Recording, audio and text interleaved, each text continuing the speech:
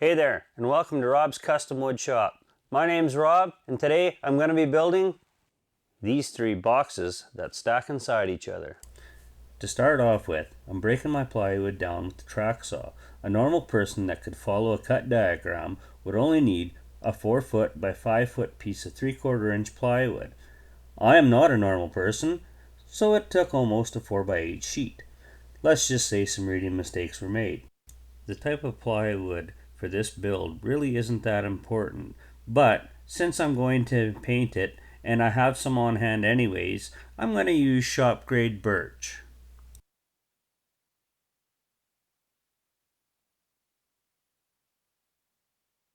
Here I am being very diligent to get the right number off my cut sheet. I roughly measure and label each piece with painter's tape. On each piece of tape I label the part, in my case it's A through M, and the final length and width.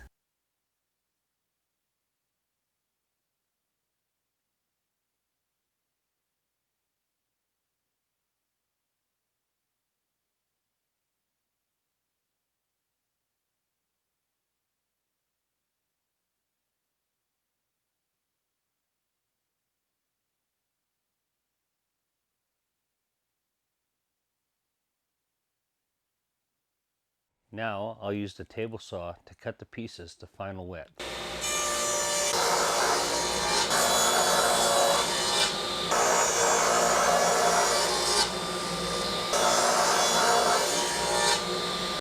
Now using the crosscut sled, I'll square up the pieces and cut them to final length.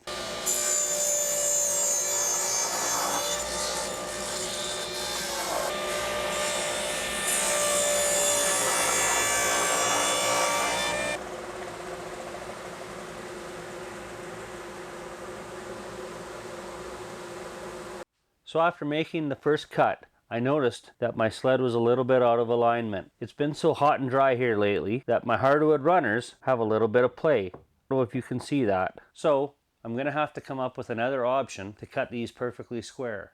Now I'm going to trim these to length using my miter gauge.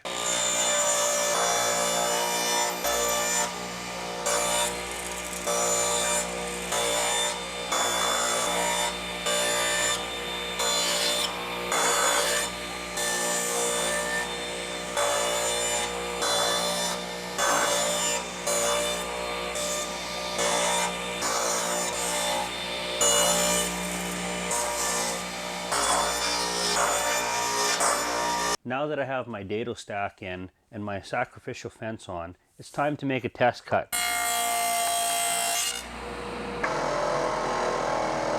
It's a good fit the first time, so we'll go ahead with making the rabbits. Now each top gets a rabbit on all 4 sides, whereas 2 sides get a rabbit on only 2 sides, and 2 sides get no rabbits at all.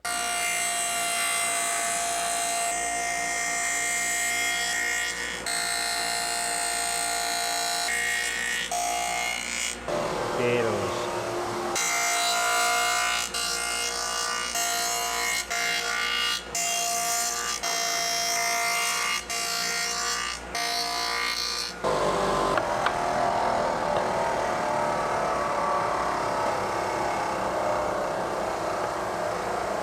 An easy mistake to make is to put the rabbit on the wrong side because the measurements are so close. That is why it is so important to label your pieces. Now that the rabbits are done on the tops, we can now rabbit the sides.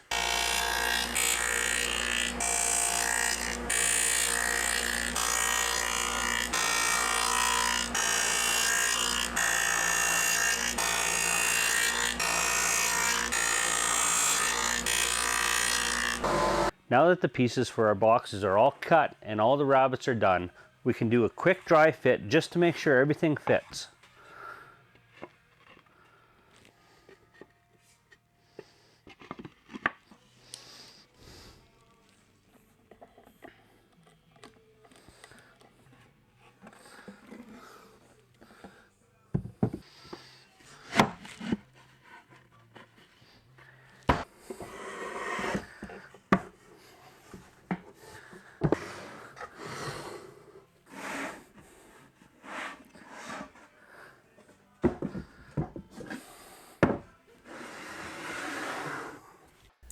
dry fit went together very smoothly. So now I'm going to dismantle the boxes and reassemble them using wood glue and some 1-inch brads.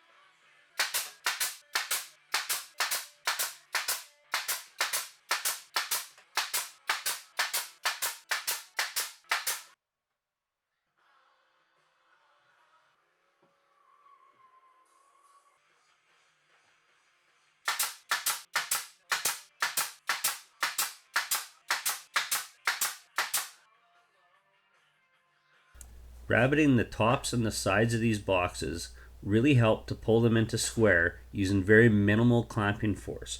Now I'm just using some wood filler to seal up the plywood edges and the nail holes.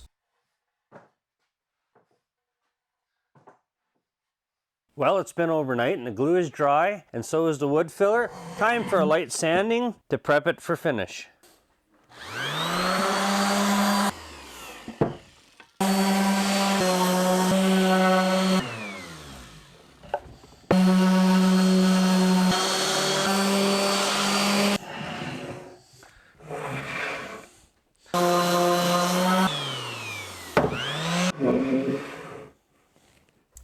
I went ahead and made a template out of some 1/2-inch plywood for the box handle. This will help make the box handles the same shape. After finding the center on each box, I hold the template in place and trace it. Then I'll use a drill with a small Forstner bit to make a starter hole so I can take my jigsaw and cut the rough opening for the handles.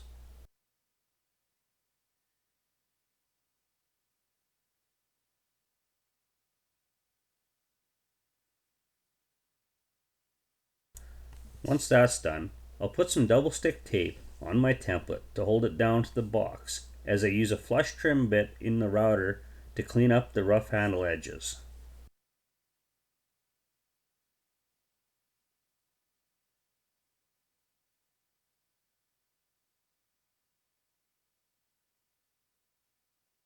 Next, I'll use a 3/8 inch round over bit in the router to ease the edges on the openings for the handles.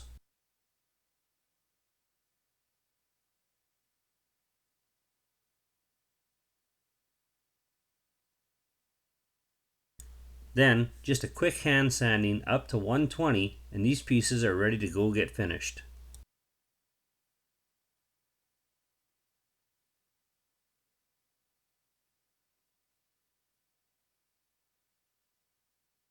I'm using a very simple finish, just 2 coats of household kitchen and bathroom paint. Look in the description below to see how you can get the SketchUp file for these plans free.